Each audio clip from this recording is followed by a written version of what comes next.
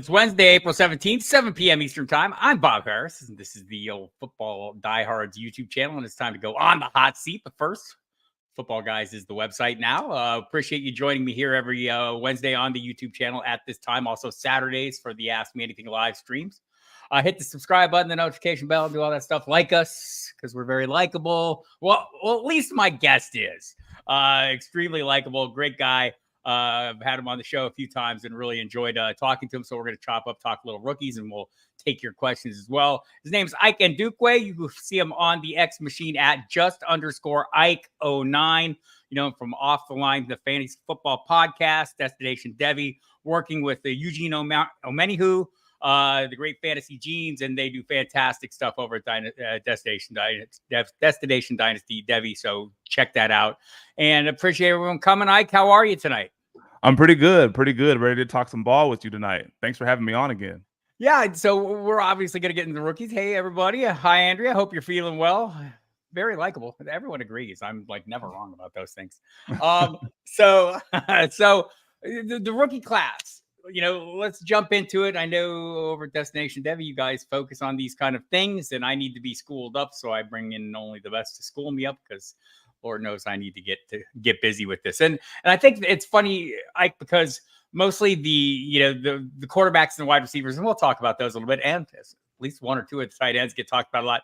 I feel like the running back portion of this class is not as popular. Is it really not good, or is it just that there's no super high-end guys that we're all hanging our hat on? We don't have like the Bijan Robinson type player in this year's draft, but there's plenty of good guys. And would maybe Jonathan Brooks be that guy if he wasn't coming off an ACL? Yeah, I think far and away, Jonathan Brooks would be the number one running back, even if he wasn't, coming off of an ACL tear. Actually, he is most people's RB1 as it is, but I think he would probably be going a lot higher if he was fully healthy. But it kind of goes to your point. It's kind of twofold. Number one is last year you had Bijan Robinson and Jahmyr Gibbs, and look what they did in the rookie years. They were both RB1s in fantasy. And so this class doesn't really have a guy that two guys that are that dynamic with the ball in their hands and that productive. I know we have Blake Corum from Michigan. He was really, really productive, but he wasn't overly athletic. He tested, I think he ran like a 4.58 at the combine, which isn't terrible. So we didn't really expect him to have that much long speed, but there's a couple of other guys like Marshawn Lloyd and Trey Benson, and Jalen Wright that ran pretty fast at the combine. So they were, they kind of did their thing a little bit, but their production profile, maybe hit or miss, and then maybe leaving a little bit to be desired. But overall, I mean, the class is relatively underwhelming, and that's kind of why we saw a lot of free agent running backs get a lot of guaranteed money. I think this past season, or this past offseason, this is one of the off seasons that I can remember that I haven't seen a lot of running backs in the open market this talented and get this much guaranteed money. And that, I feel like that speaks to how these NFL GMs view this draft class. Yeah, that's a really good point. And I hadn't actually thought about it. And hello, Royal Slade, great to see you. Hi, Dame. Thanks for coming. Ross St. Brown. Let's just take the easy question right off the bat here, right? Is my pick for fantasy wide receiver 1 in 2024? Look, I think you could make an argument for a lot of guys at number 1. I personally don't have Amon-Ra St. Brown there. I'm going to stick with the players that, look, you're going to see Tyreek Hill, CeeDee Lamb, Jamar Chase, and Justin Jefferson, somewhat in that order. But couldn't you make the argument that knowing the quarterback and the scheme were some of those other pieces, like with CD, I think you're in a good place, right? Here in Dallas, we know McCarthy's back. We know Dak is locked in and he better get the job done. CD, there's a little issue with his contract, right? He's going to not show up for the, for the voluntary sessions. He's not alone in that. Justin Jefferson won't be at his either. T. Higgins probably won't show up. Brandon Ayuk won't show up. A lot of guys. Is there an argument you could make for Amon-Ra St. Brown creeping into that top tier? I think for me, he's the tier right after that group. I mean, I have him as a wide receiver 5. Where are you at on him? Yeah, I mean, he's definitely in that top tier. He's definitely a top 5 wide receiver. His role is relatively going to be the same as it was last year. They got the same offensive coordinator coming back. I know he was being looked at for head coaching jobs, but it was a huge plus for the Lions to retain him this year. So Amon-Ra St. Brown is going to continue to get targets, be moved around all across the formation. But there's he has target competition, right? He has He has Sam Laporta, who was the tight end 1 overall, and he had a phenomenal rookie year. So he's not going anywhere. But relative to the other situations like CD Lamb in Dallas, like he was, the undisputed number 1 in Dallas, and he had over 120 plus catches, 1,700 yards. You have Tyreek Hill in Miami. Obviously him and Jalen Waddle are a great dynamic duo. And then you have, obviously Jamar Chase in Cincinnati, him and T. Higgins. T. Higgins, there's rumblings about him, whether or not he's going to get traded, maybe not. And then obviously Justin Jefferson. We'll have to wait and see what his quarterback situation is. But yeah, there is certainly a case to be made for Amon-Ra St. Brown. But I think he would probably hover around like maybe 4 or 5 for me. Yeah, he's at 5 for me. And the guys I named specifically, Garrett Wilson is another interesting case, though. We're assuming there's going to be an Aaron Rodgers. Let's pretend that there's Aaron Rodgers is going to play all year. And, again, we haven't seen Aaron Rodgers play for a year. We haven't seen him play at that MVP level. But look, let's assume he's functional and everything's okay. Where would you view? I mean, Garrett Wilson for me is inside the top 10. How far up inside the top 10 for you? I'm going to have a lot of Garrett Wilson this year. And, again, this is obviously dependent on, Aaron Rodgers being fully healthy for a full season. But, Garrett Wilson, he's super productive, not super productive, but he was productive even with the crappy quarterback play that he endured over the last couple of years. And the target quality was bad coming from Zach Wilson and any other quarterback that was throwing him the ball. And he was still over 1,000 yards, but his catch rate was relatively low, like in the 50s, maybe even 60%. So that's obviously not good for a receiver. But with Aaron Rodgers, a lot more quality targets, a lot more red zone targets. And overall, I mean, he's just going to be fed, because there's not much competition in New York at the wide receiver position. I know they signed Mike Williams to take some pressure off of Garrett Wilson, which was a really good signing. But, hopefully we can see him bounce back from the ACL injury that he sustained in week 3 last year. I think he should be close to 100% by the time the season starts, since his injuries occurred early in the season. So we'll have to see about Mike Williams. But I love Garrett Wilson this year. He's going to be one of my top owned wide receivers in fantasy and on underdog drafts. Yeah, I think depending on where you're drafting in the first round, that's going to be determinative of how much of him I have and how much of Amon-Ra St. Brown and a lot of these guys. I want to say, the CeeDee Lamb situation, he is my wide receiver 1. I think his circumstance changed his lease. I'm hoping that, there is not an extended contract issue, but he knows the offense. The way Mike McCarthy is using him, and the way Dak Prescott's targeting him. I want to say last year, every other Cowboy he had 170 some targets, 170-ish targets. Yeah. The rest of the receivers combined for 180, and you throw out, Michael Gallup, who probably had the next most. And I mean, it just seems like it's a funnel going right to CeeDee Lamb. And also the play designs, they really seem to do a good job of getting him isolated on either a safety or linebacker over the middle of the field. And it's just almost unfair. It reminds me of Devontae Adams back when they used to do the bubble screen at the goal line, and he was the best goal line back in football, right? Yeah. Because nobody could stop that. Mike Williams. I just want to say, I don't think he'll be a threat. A little talk about Brock Bowers, and we'll talk maybe about Brock tonight before this thing is over. He visited with the Chargers today, but he visited with the Jets previously, and Andy Vasquez from NJ.com talked to him a couple of weeks ago and floated that idea that maybe Brock Bowers would be the target for the Jets. What are they, 9 or 10? 10. And 10, yeah. And he thought that was not unreasonable. Of course, the Chargers at 5 visited with him today. We'll see. Do you like Garrett Wilson as a ceiling comp for Troy Franklin? Not quite, because Troy, and I know Troy Franklin was really, really productive. This past season, over 1,400, almost 1,400 yards and 14 touchdowns for Oregon. He's a downfield threat. So Garrett Wilson runs better routes. He's better over the middle and better in the short area. And Troy Franklin kind of struggles with that. Garrett Wilson is really good at contested catches.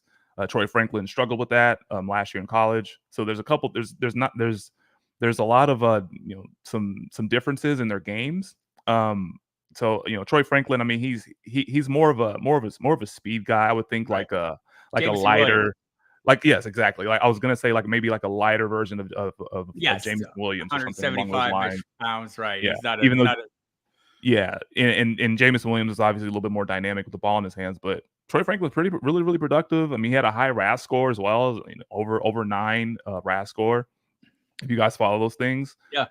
So I wouldn't necessarily say Garrett Wilson, because Garrett Wilson is probably on a different, just a tier above, Troy Franklin. Now, Troy Franklin still may get some good draft capital, probably second round. He probably has a second round grade, something along those lines. Given how unpredictable the NFL draft could be, he may creep into the first round, but I think he's more so a second round guy for sure. Yeah, Mike Williams. By the way, I have concerns about Mike Williams on that lustrous MetLife surface, at least half his games, right? Like, you wonder about that. Like, I think he could have a really decent season. You're not paying anything for him in best balls. He's out there in the double-digit rounds. Feel free to, harvest some shares, folks. But don't pin your hopes on him. John Bonneville. Hi, John. Thanks for coming. Totally go hours. And I think it's probably more likely they go offensive line. I think a lot of these teams that are picking, there's a lot of good offensive tackles. Maybe that depresses the value of some and they push down a little further. But I think there's some teams. I talked to Tim Booth from the Associated Press, covers the Seahawks. I'm just like kind of floating it. Like, I know they've gotten, they added another quarterback. So I don't think they're going to go quarterback. I said, what happens at 16? What happens if they don't take like Michael Penix? And he says there'll be an uprising. The 12th man will rise up and be very angry. They'd really like them to see it, but I don't think that's going to happen. But I think it's interesting, and I think offensive tackle is a huge need for them as well. Yeah. JSC, I've really come around to CJ Stroud lately. I think he has top 5 upside with a legit chance at top 3 fantasy QB grouping. What was it? There was a big thing on the X machine last week. That CJ Stroud was somebody's dynasty quarterback 1. I'm probably not ready to make that argument, but I don't think it's like totally unreasonable. I don't think Stephon Diggs is a permanent addition either. And I have concerns that what if Bobby Slowick moves on, like after 2 years of development, we get another good season on CJ Stroud. He's probably locked in as somebody's next head coach. Would that be a concern for you? And where do you view Stroud in the hierarchy of dynasty quarterbacks? He's for sure a top 5 guy, but I think the number one thing, people are just kind of going a little overboard, with regards to his weapons. The one thing that they need to kind of keep in mind is that CJ Stroud doesn't really run the ball that much, and scrambling and quarterback rushing yards, quarterback rushing production is very key fantasy. It's why you have Jalen Hurts. It's why you have Josh Allen, Lamar Jackson. That's why you have those guys that were at the top for the most part over the last several years. And CJ Stroud doesn't have a rushing upside. Now he can show that more consistently, but I think that's probably why he's being vaulted up, is because of the weapons and not necessarily because of his rushing production. And that's where that's people just kind of have to be careful with that, because he's not much of a rusher like Josh Allen. You're not going to have they get down to the goal line, they're going to be a really, really productive offense in 2024 with all those weapons. But when they get down to the goal line, they're not going to run the ball with CJ Stroud. They're going to run the ball with Joe Mixon. Or they're going to have some other way to score points, but it's going to be mainly through the running backs and not CJ Stroud. I think those other pieces as well, like when you're looking at the other guys that are probably ahead of them in most dynasty rankings, if people do have them ahead. I mean, Josh Allen, okay, he lost Stephon Diggs. What was Stephon Diggs averaging about 50 yards a game last year? I mean, is that like? I think they can probably make that up. But Josh Allen's rushing upside, Jalen Hurts rushing upside, Lamar Jackson's rushing upside. I know the age matters. But for me, I'm probably still going to be in on those guys. This is like a trap. This is clickbait for me, JSC. Is Anthony Richardson a QB6 too rich for you? I like A-Rich, but that is not too much for me. Nope. That's like all day long. I just think I just drafted him at 5 today in a best ball. I'm going to have a lot of shares. I'm going to have every share I can get in drafts. I'm not with Royal Slade, who's out there in the room, like plotting against me as we speak. But yeah, so how do you feel about Anthony Richardson right now? Well, I mean, he played 4 games, 4 fully healthy games, and I think he was the QB1 in points per game in those 4 games. So his upside is there. He just needs to stay healthy, focus on his playing style, and that's the name of the game right there. Like, and plus, the Colts may have addressed wide receiver in the draft, get him another weapon to go along with Michael Pittman and Josh Downs, who had a pretty decent rookie year, and they still have Jonathan Taylor in the backfield. So there's opportunity for Anthony Richardson to creep into that top 5 and even into like top 3. I want to say, was it Peter Schrager's mock draft where they had him? So Peter Schrager's mock draft it's interesting. He had the Indianapolis trading up to 9 with Chicago and landing Malik Neighbors. And how that happens is Harrison goes, Roma Dunze, the Cardinals move back and then move back up and get a Dunze. And then Malik Neighbors is still there at 9 instead of a Dunze, where a lot of people think the Bears will land him. We'll talk about those guys. This is correct. This is correct, John Bonneville. An entire season of Anthony Richardson. Look, you can think whatever you want about Anthony Richardson and all the quarterbacks in the world. We got a glimpse of what he's capable of. I'm of the mind that he is a better passer than we were giving him credit for coming out of college. And a lot of that comes from my guy, Matt Waldman, who sold me on this notion. And the funny thing about everything Matt Waldman told me is exactly the same words the Colts used a year later when they were talking about him this offseason. And when I hear that mirroring, that echoing of somebody who I know studies these things very closely, watched a lot of film of Richardson, and I get it, the numbers weren't great in college, but there were reasons for it beyond Anthony Richardson. And I think the Colts seem to believe that as well. Absolutely. Yes, you would. Many times. Refused to acknowledge Schrager's back. So did he do the Vikings dirty, or did the Vikings just make a smart play given the way that draft played out? They took a cornerback early. Got Bo Nix. Was it Bo Nix then with that 23rd pick?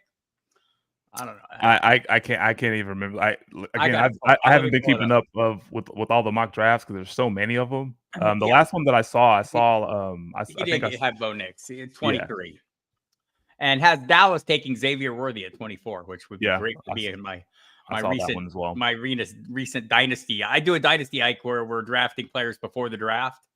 And where did I get Worthy at 10 overall? So I felt pretty good. It's a good fit in Dallas. It's definitely a good fit for Dallas. They definitely need a more consistent wide receiver too, or they just need speed in general on offense to someone to pop off. I mean, I like Brandon Cooks a lot, but he's kind of up there in age and he's not nearly as fast as he used to be coming out. So if they get basically the fastest guy to ever step foot on the combine at 24.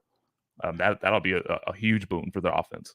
Right. You're hearing Ike Ndukwe. You know him from Destination Devy, the Off the Line Fantasy Football podcast with Fantasy Genes, Eugenio Menihu. And they do great stuff. Go check them out. Hit the like button on all their stuff as well.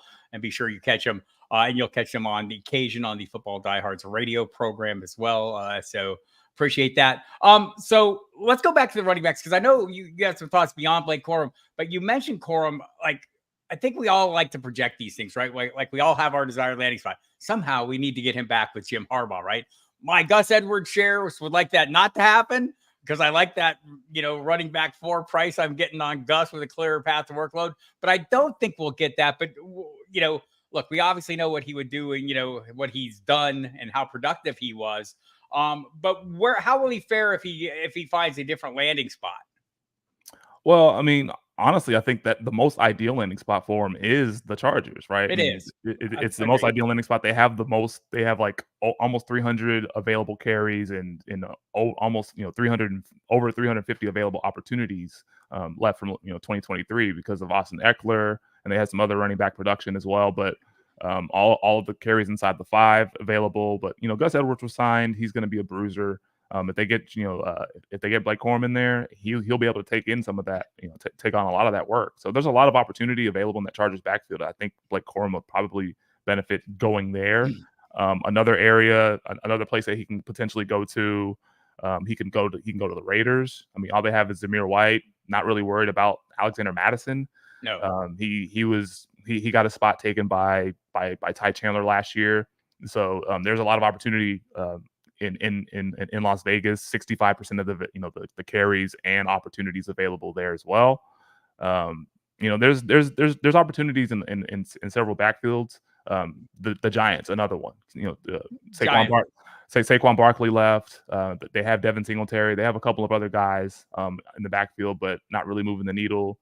Eric Gray's there, who's kind of a sleeper a little bit. I mean, maybe grab some best ball shares of him just in case and see what happens. But Devin Singletary is not the long-term answer there. So there's probably some opportunity in New York for Blake Corum if he were to land in any one of those spots. Ike, I love you, but I'd like the fantasy gods to disregard all that commentary about the Raiders, where my Zamir White shares would love for him to have that clear path of workload he got late last season, and that 114 yards from scrimmage I was getting every week were very tasty indeed. Yeah. We'll see how that plays out. 15 fantasy points a game when Josh Jacobs wasn't playing. It was fantastic. And Luke Getsy, he likes to run. That's why he's there. I mean, I'm sure they'll pass. We'll see about their quarterback situation. Yep. Dane, the beast, Dave Brugler's new mock is good. Has Corum going to the Chargers as well. A lot of good mocks out there. It's almost third round. Almost impossible getting to the point of keeping up with everybody's, and I'm doing my best trying to keep up on it. By the way, everybody, if you want draft coverage, Ike, what are you guys doing around for the draft? Oh, we got the biggest draft party known to man. Destination Devy.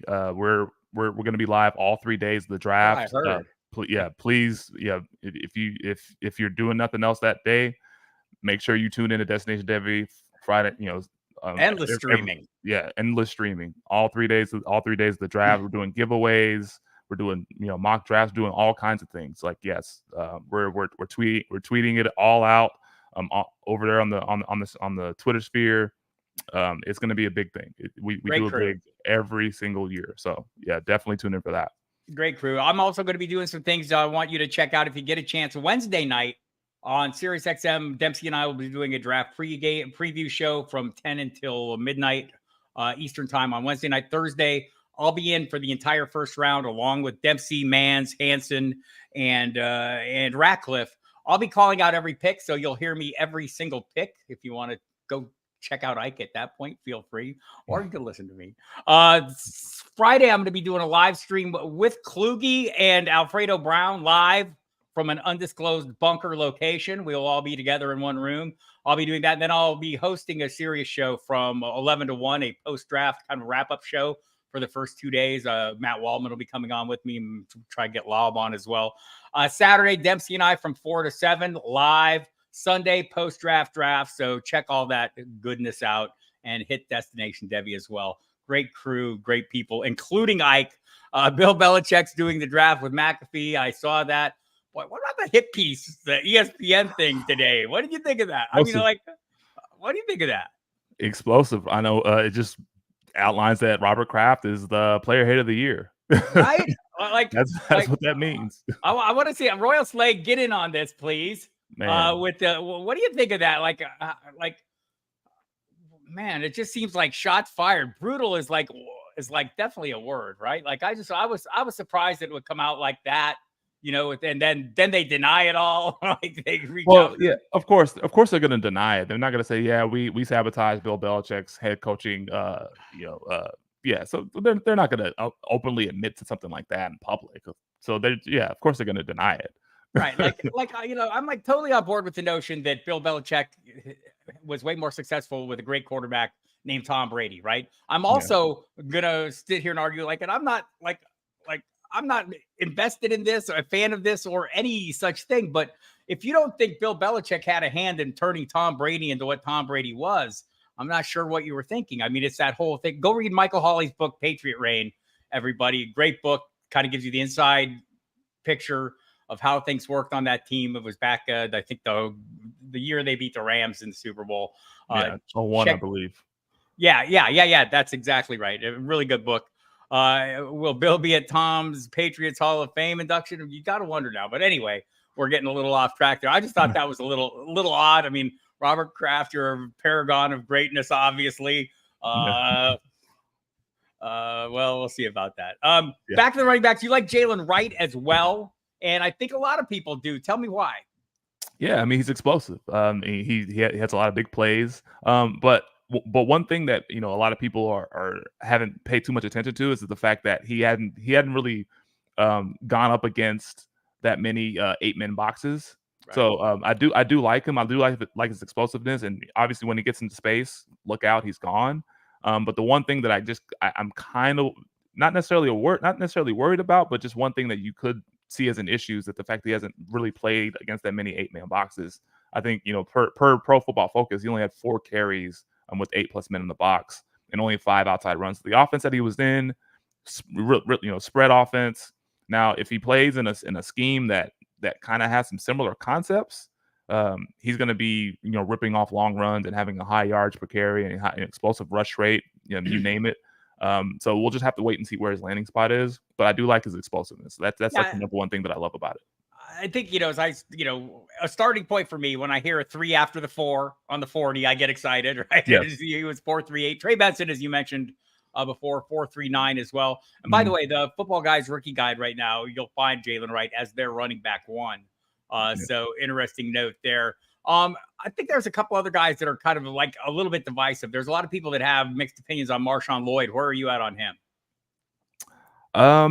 Just I kind of see him as just kind of a little bit below Jalen Wright. I mean, I like his game, but there's just, he also ran pretty fast. I mean, he wasn't slow at all. So I mean, there's just a couple things that may turn some teams off about him, but he's just slightly below Jalen Wright for me.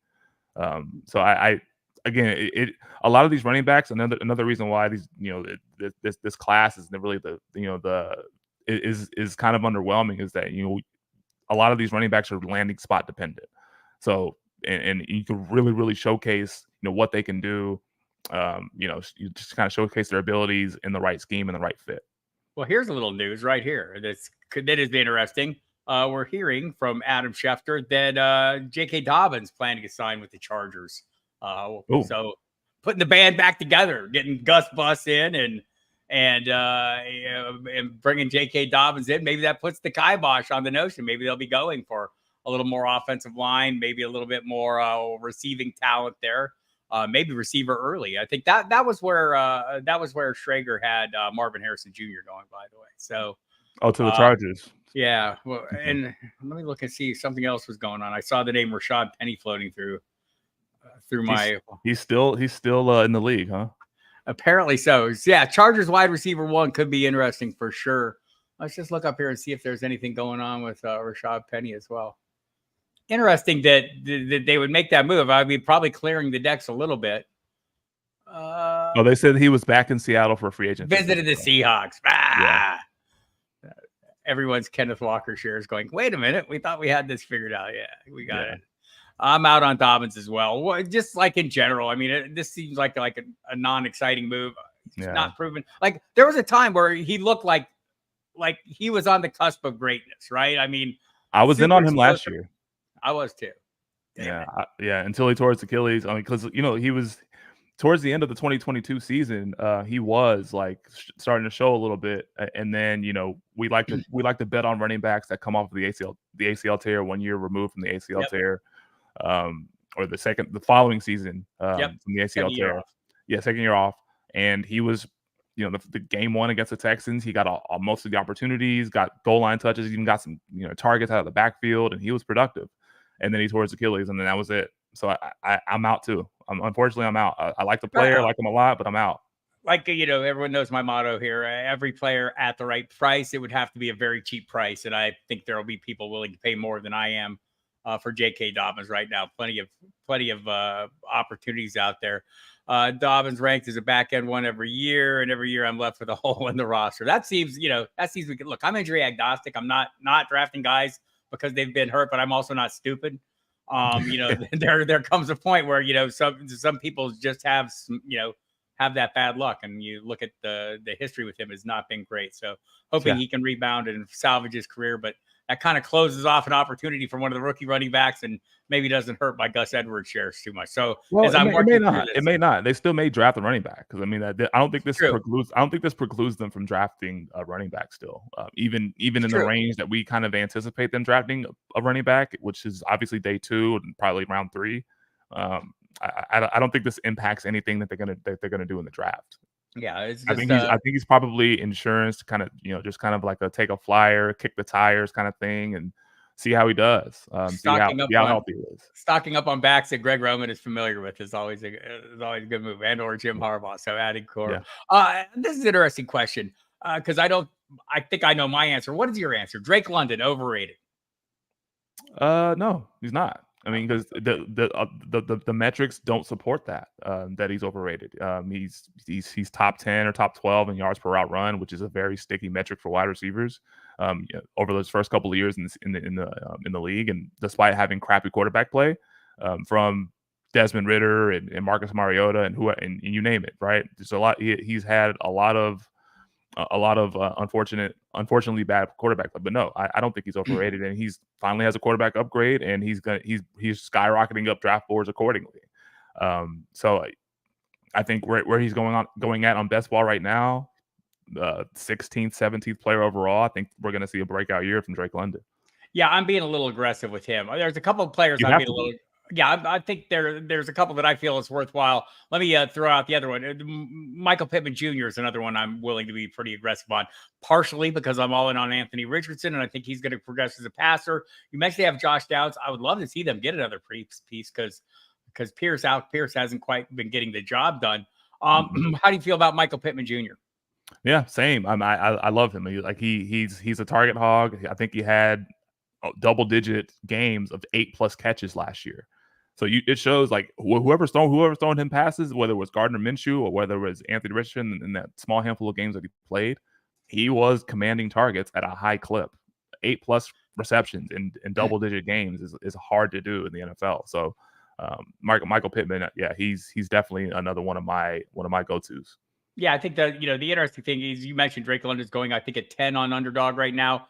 Garrett Wilson's going ahead of him. Would you prefer Garrett Wilson to Drake London straight up? Yeah, I would have Garrett Wilson ranked slightly ahead of Drake London. And because he has Aaron Rodgers, and plus, we've seen Garrett Wilson be very productive with shitty quarterback play. Excuse my language. With bad quarterback play. So just slightly lean towards Garrett Wilson over Drake London, but they're pretty clet for me. Yeah, I think you're looking at the top end. Let me just check in on get your temperature check on Puka Nacua as well. Let me run through the Underdog ADPs and see if you feel comfortable with all these guys. Lamb 1, Hill 2, Chase 3. We kind of worked through these. Justin Jefferson, Amon-Ra St. Brown, Puka Nacua at 6. 6th overall, or wide receiver 6? Wide receiver 6. I like that price for him. He's probably a back-end first-round pick in most drafts, so probably around pick 9, pick 10. Yeah, I like it. That's exactly where he's going. A.J. Brown's going right around that pick as well. Shortly after, he's wide receiver 7. Then Garrett Wilson 8. Here's the crazy one, though. This is the one I want to get there, right? We mentioned Drake London at 10, Devontae Adams 11, Ayuk at 12, Marvin Harrison Jr. as wide receiver 9. It's a little high, little high for me. And no matter how talented he is, no matter how great he is, 16th player off the board on Underdog on best ball. It's aggressive. It's ambitious. I'd rather have Malik Neighbors at 11 spots or around later. At 27th overall. Over if I was to choose between those two, just Marvin Harrison's going a little high for me. I don't think it matters where his landing spot is because he's going to be productive wherever he goes. So I think most mocks right now, at least from my vantage point, seems like he's going to be going to the Cardinals. And with Kyler Murray, he'll be a target hog along with Trey McBride. So, but I think 16th overall for Marvin Harrison is really, really high. And throughout best ball season so far, I haven't really had drafted much of Marvin Harrison. There's other guys in that range that I've drafted ahead of him. I've got some shares of him later in round 2, but he's been climbing up into the first half of round 2, and I'm less interested. We'll see how it goes. You are allowed to swear when Zach Wilson is involved. That is a fact. John Bonneville has that correct. And so, but I threw in Michael Pittman's name there. He is wide receiver 21. I think this is like crazy value. I have so many shares of Michael Pittman Jr. at 21. Again, I think we're trying to sort out where these guys are landing. But do you think the top 3 wideouts, how much does it matter? How much does landing spot matter when we're talking Harrison, Neighbors, and Odunze? Well, just given where they're going to go, I mean, look, like the top 10 teams that are going to be drafting in those spots. I mean, chances are they have an opening that they're going to need some sort of infusion of elite talent, of playmaking ability. So they're going to be thrusted into an opportunity, right off the bat. Now, the one thing we have to kind of be mindful of is the quarterbacks, right? They may not have the best quarterback situation in the top 10. I don't know, maybe the Chargers. They have Justin Herbert, who's on a lot of guys' top quarterback list. So whoever lands in LA, but we don't know we don't know how their offense is gonna be, right? We don't know if they're gonna be really pass heavy or they're gonna be just more run heavy with Greg Roman there. So that's one thing to think about. The Cardinals with Kyler Murray, number 4 overall. So I mean, it just kind of depends. But with Malik Neighbors and Marvin Harrison, I think you don't really need you don't really need to worry about their landing spots. Let me just, because I think, I talked to Matt Harmon over the weekend, and I mean, he's of the opinion, like, he's not going to argue. Like, if you have any of those guys, if you had those 3 in any order, he wouldn't argue with him. I think the most, the widespread order you see is Harrison, Neighbors, and Odunze. Is that do you see it that way? Yeah, for me, yeah, it is. Harrison and Neighbors are probably closer, splitting hairs, and I've seen Neighbors 1, Harrison 2, and a little bit of a flip. But one stat that I came across between the two is that they at least 40 plus percent of their receptions were over 15 plus yards. So Marvin Harrison, 47% of his receptions went for 15 plus yards, and then Malik Neighbors was at 46%. And then the yards after catch per reception, Marvin Harrison was 6.4, Malik Neighbors was 6.6. So they're similar in that regard. So there's I like both of them, but yeah, it's for them. I mean, it's the gap. There was a perceived gap between the two players, going in, exiting the season and going into draft season. But then there's, it obviously is a lot closer than people are realizing, and that's why you have a lot of discourse around those two. Yeah, I sense Odunze making some ground too. And I think one of the reasons people are interested is because of the Cardinals' approach to the draft last year, where Monty Ossenfort traded down, then traded back up. A lot of people feel like maybe Odunze, and I know Schrager was in on this, but Sigmund Bloom talked about this a couple weeks ago as well. Like maybe they prefer the bigger body kind of player for Kyler Murray down the field. And so maybe they make that kind of move. Either way, those guys are all going to land in fortuitous spots, right? And we'll see. Maybe someone exciting like we saw in Schrager's mock, the Colts jump up to 9 to get Neighbors, or maybe the Buffalo Bills have a need at wide receiver. And, Brandon Beane has kind of suggested they're going to be really ready to bust a move and do what they can. Let's say they don't do that. When you look at the guys late first round or second round, do you see a guy that you think it would be a great fit from Buffalo for Josh Allen? I think he would probably benefit from a bigger body guy. So we're probably looking at Brian Thomas from LSU, who had 17 touchdowns last year, which is absolutely insane. I think one of those guys. I think a Brian Thomas potentially. I think that he's probably the main guy that I would probably target there, because I would imagine he wouldn't want any smaller receivers. I think he wants kind of like an outside the numbers type of clasher. Although Brian Thomas can play inside as well, but there's I think he's probably the target if they were probably going to get to the middle of the first round. That's their target. That's their target. I don't see Odunze falling past the top 10. If he falls out of the top 10, maybe. But it's mostly, I think it's going to be Brian Thomas. Yeah, 6'3", 209. There's some interesting comps. I've seen AJ Green being among them. What do you think about Jermaine Burton? That's a guy that's a little bit off the radar, and not necessarily to the Bills, but a guy that people seem to not have as high opinion of, except for a few. Where are you at on him? Yeah, I'm not overly high on him either. I don't see a lot of them. Although he has an 80th percentile 40-yard dash. He ran a 4.45. And he's pretty explosive. 91st percentile burst score. But I'm just not. I'll have to see where he lands, and I'll have to see how the next offense uses him. He went from Georgia to Alabama, right? He started out at Georgia, then went to Alabama. He's played at some big time schools, and has been fairly productive. I think the Jalen Polk talk is all off the charts too, because Schrager had him mocked, I think, Kansas City.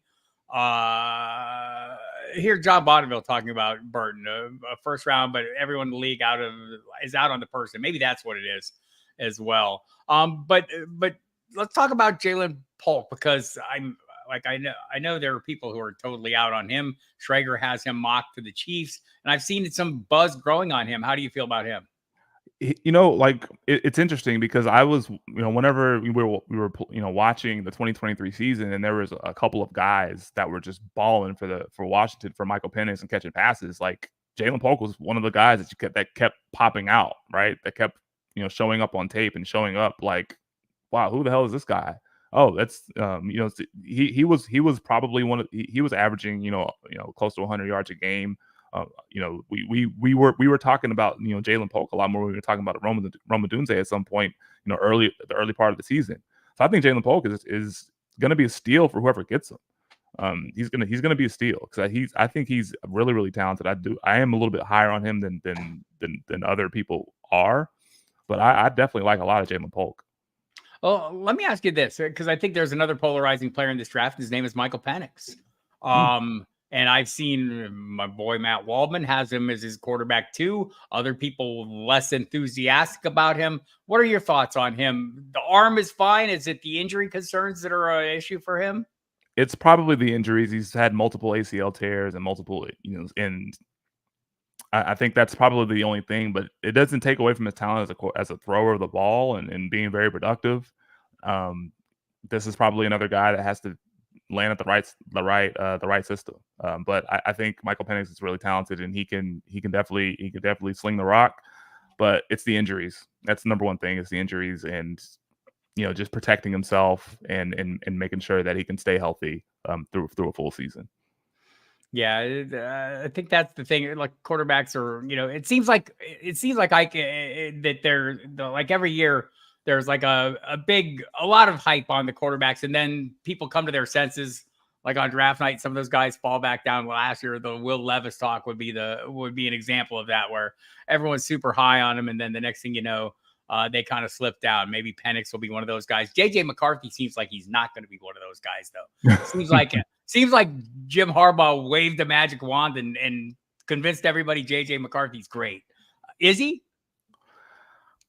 I mean, there's a lot of advanced metrics that show that he can be, that he is, and in some cases, we didn't see a ton of production in Michigan because of the offense that he was running and what he was asked to do. But when he was asked to do it, he did it really well, and that's what a lot of scouts are seeing. That's what a lot of these analysts are seeing, and he had some great moments, and he had some metrics that maybe support some of this talk, but we didn't see a ton of production. So I think that's why a lot of people are split and torn on him, because of the the production that they didn't see. Right. I'm kind of with you there. There's a few interesting questions. Do I see Josh Allen regression without a true alpha wide receiver? I'm pretty sure they're going to have an alpha wide receiver. His name's just not going to be Stephon Diggs. And you could make the argument Stephon Diggs last year, at least for the last 10 games of the season, was far from an alpha wide receiver. And a tale of two halves of the season, basically, for Stephon Diggs. First half, he was the alpha, but down the stretch is horrible. There, I want to say week 17 or 18. Week 17 was a 5 fantasy points. I mean, when you needed him the most, it was like it was bad. A good comp there, Chris Godwin type for Polk. With a new quarterback in Pittsburgh, do we like George Pickens to rise up into wide receiver 1 territory for fantasy managers? I mean, he's hella efficient. He's hella efficient, and Russell Wilson likes to throw the ball deep, and George Pickens can go down the field. So I love George Pickens this year. And they also traded Deontay Johnson to the Panthers. So they have an opening. They may be looking at the draft. They'll probably be drafting a wide receiver, and Pittsburgh's Would Franklin be a fit there? Absolutely, yeah. I think he would be. I think he would be a fit there in Pittsburgh, especially with Russell Wilson throwing the deep ball. Now, over the last couple of years, Russell Wilson hasn't been as efficient throwing down the field, but he can still do it. We can still, he can still do it. What if it was Justin Fields? I like Justin Fields, but there's. It's I have a soft spot for Justin Fields, so we'll have to see if he starts any games, the latter half of the season. But as a rusher, and plus we don't even know how Arthur Smith is going to handle the offense, right? We don't know what he's going to do with these receivers and with these playmakers that they have. So a lot of that is up in the air. for me. The chat is with you, John Bonville, for sure. Yeah. We kind of ran through our thoughts on Brian Thomas. You just want to kind of encapsulate that again for him, Ike? Yeah, explosive playmaker. I mean, he in his own right, 17 touchdowns alongside Malik Neighbors, helping Jaden Daniels basically be the number 2 player in the draft, because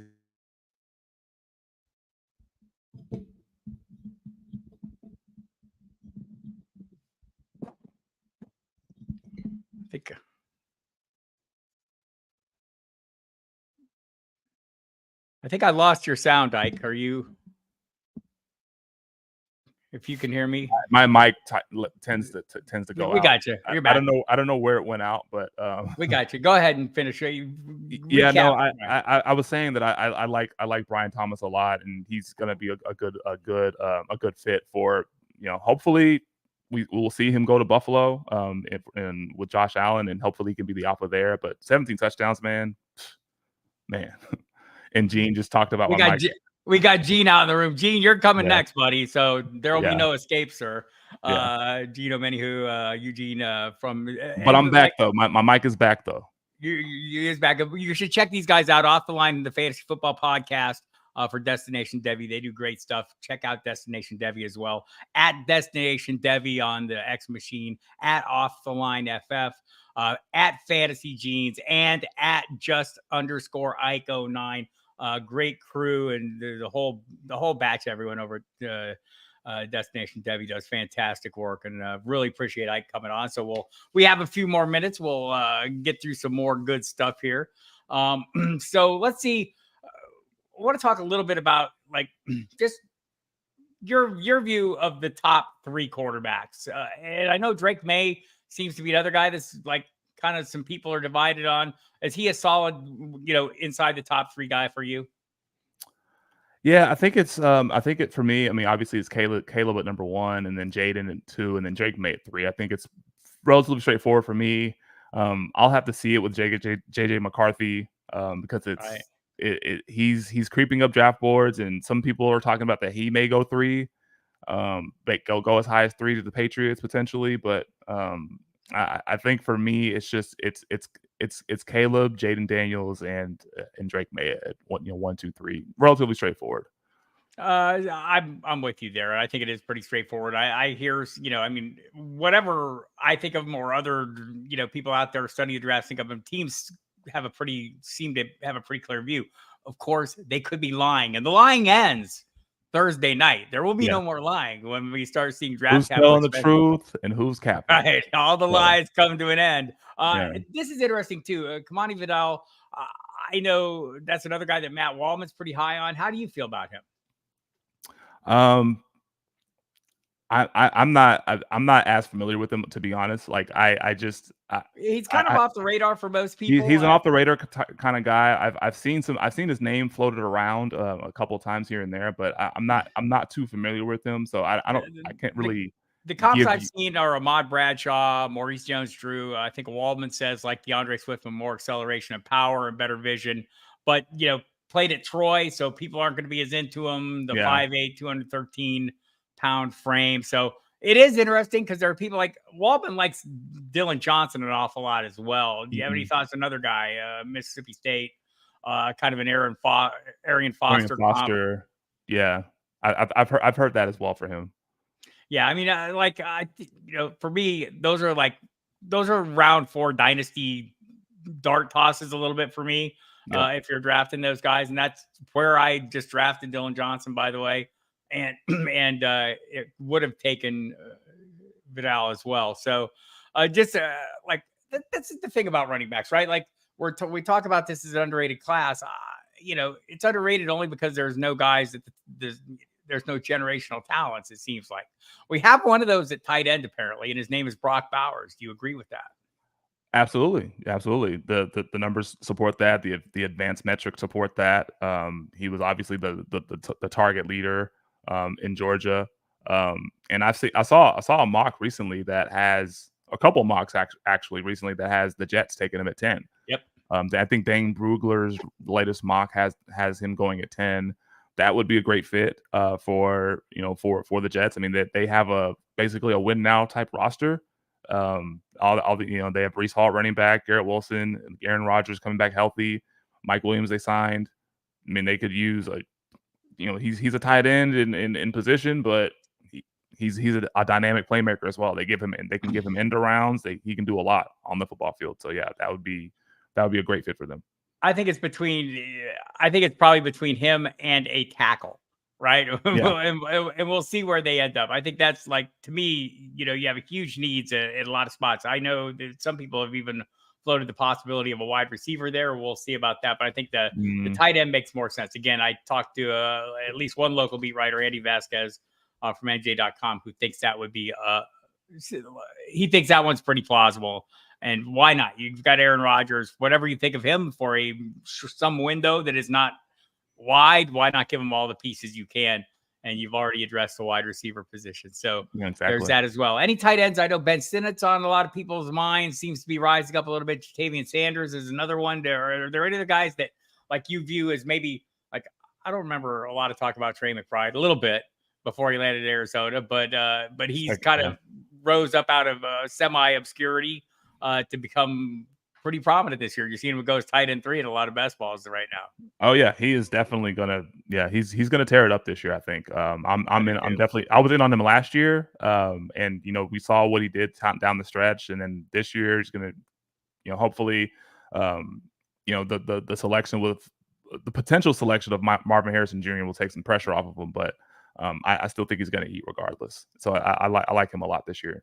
Do you like any of those other guys, though, on this year's class, Sinnott or Sanders or anybody else that really rises up or that you think might have a chance to contribute this year? Last year we had a handful, right? So yeah, Eric Hall has been getting some love lately, getting a lot of looks, at least a lot of visits. I want to say I saw a list like about 9 or 10 visits.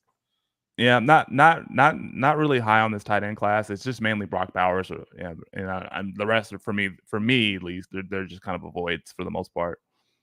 You're hearing once again from Ike Ndukwe. You find him on Destination Devy at Destination Devy. Find him, of course, on X at @just_Ike09. Do that. Listen to Off the Line Fantasy Football Podcast with Gene, who's out there. Eugene Omenihu at Fantasy Genes. Follow him as well, and I'll get him back on the program maybe after the draft, and we can start working through some of the values. I think that's I know we all love the pre-draft stuff. You and I were talking a little bit about this before the show. As much fun as it is to sit here and talk about the skills and everything, it's way more fun for me to talk about the helmet they put on and what's going to be around them and what kind of scheme fits they are for the team they're landing on.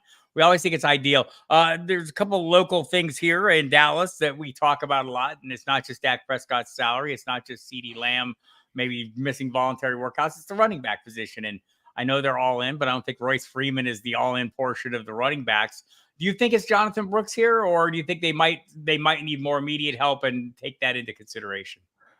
I have a thought about that. So do it. Our initial conventional wisdom would suggest that the Cowboys are going to draft the running back relatively high.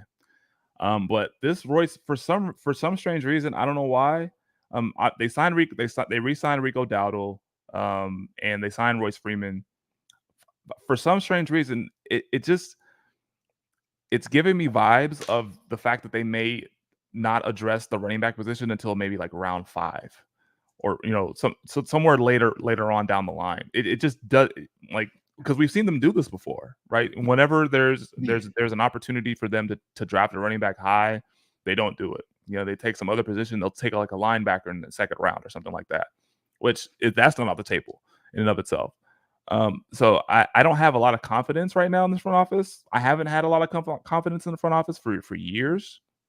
I've been well outspoken about that on Twitter and amongst my peers. So a lot of people know that I don't have faith in this front office and how they continue to gaslight the fan base.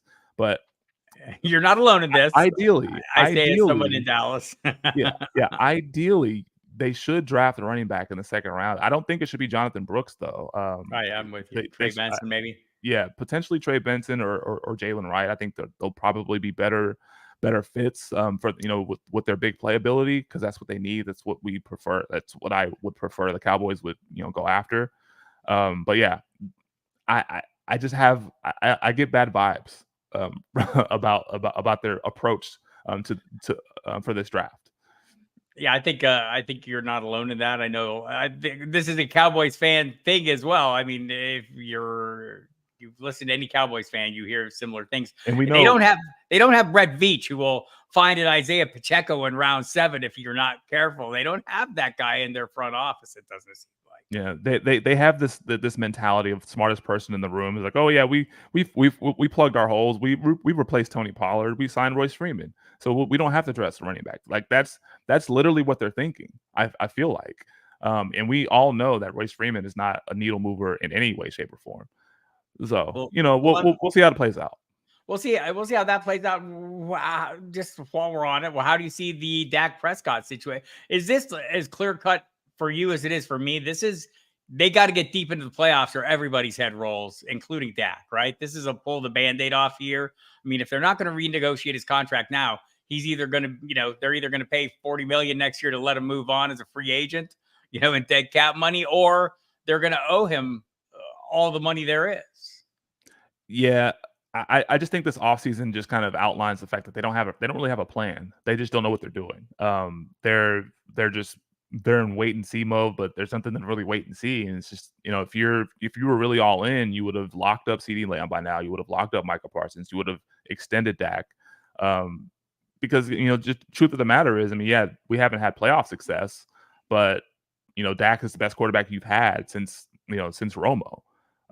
And he was a second team all pro last year. Like he just came off of a career year. Now we had a bad playoff showing, and it wasn't Dak's fault for the most part. I mean, he had his part in it, but it was a defense that gave up 6 touchdowns in a 7 possession span, and a lot of other bad things that happened. But I don't know what they're doing. They don't know what they're doing, and that's the conclusion that I can draw here. They should have extended and gotten these things done a long time ago, and they haven't, and they're just dragging their feet. And this is what they do. This is what the front office does. This is why they're a bottom 5 front office is what I've consistently said on Twitter. So speaking as old people, I can tell you Jerry Jones is going to at some point get. I mean, I think it's impatience where he doesn't have many years left to get the eye of the prize, and I think the frustration builds up. And this to me, like for me, there aren't enough quarterbacks to go around the NFL. If you have Dak Prescott, I'm thinking you might want to secure his services. I'm not sure he's the reason you're not getting the wins. I mean, I know people out there, fans will make that argument, just like they made it with Kirk Cousins in Minnesota. We'll see how Vikings fans feel about his absence when we get into this point. Mm-hmm. Yes, I think this is a fair point. And I agree. Yeah, the AI version of Jerry. That would be scary. Is this not like a reasonable argument here? Wouldn't Zeke be better than Freeman? Yeah, if they were going to sign like a retread running back, just sign Zeke again. Right. I don't. I mean, it doesn't matter. It doesn't matter what they do, but it's just it would have been preferable to sign if you're going to sign a running back like that. Just sign Zeke again. Just get the nostalgia back, and that's it. But I'm flabbergasted at the approach they've taken. Maybe they'll pull all this out. Rashad Penny or bust. That's the plan. Look, I wouldn't mind that plan. I've still got like bottom of my dynasty roster shares of Rashad Penny that I could at least sell if he landed in Dallas. I could at least salvage if he landed. I don't know, because if he couldn't get on the field at Philadelphia, and Philadelphia is a better offensive line, better running scheme. And, true. But he's not getting any turns behind Barkley. That's for sure. Yeah. So we'll see. All right, man. Ike, great job. But once again, you want to run us down the draft festivities you guys have got going at Destination Devy? Yeah, Destination Devy draft party all 3 days during draft weekend. Tune in. We're gonna be doing giveaways. We're going to be having a lot of fun, a lot of dope content, a lot of live reactions to all these picks. It's going to be a great time. It's going to be a big deal. We do it every year. This is probably going to be the biggest one of the year or that we've done all time. So yeah, definitely tune in for that. It's going to be a show, to say the least. I highly recommend everybody. So follow Ike on X at @just_Ike09. Follow Gene too at Fantasy Genes. Check out the Off the Line Fantasy Football Podcast. I know you're going to be doing something later tonight. What do you got going? Yeah. We're going to be recording our episode. It drops tomorrow morning. All right, everybody listen for that as well. At Off the Line FF, at Destination Devy. I'm Bob Harris, at Football Diehard. Follow me too. I'll run down all my draft schedule again when I come back on Saturday for the Ask Me Anything live stream. Also watch for my news video, 5 top headlines on Football Guys YouTube channel on Friday, my fantasy notebook every Monday. All kinds of things going on. And thank you all for coming. Really appreciate your time. I know you have a lot of choices, and I appreciate you spending some of it here with us. Thanks, Ike. We'll talk soon. Peace out.